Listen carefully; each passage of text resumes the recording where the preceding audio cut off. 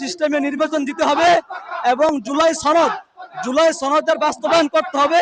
সুষ্ঠু নিরপেক্ষ নির্বাচন চাই। পিআর সিস্টেমে নির্বাচন দিতে হবে। কালো টাকার দূরত্ব দূর করতে হবে এবং পিআর সিস্টেম নির্বাচন চাই আমরা। এবং আমাদের দাবি হলো শ্রমিকদের বাস্তব অধিকার বাংলাদেশে প্রতিষ্ঠিত করতে হবে এবং শ্রমিকদের অধিকার প্রতিষ্ঠিত করতে গিয়ে ইসলামের কোনো বিকল্প নাই।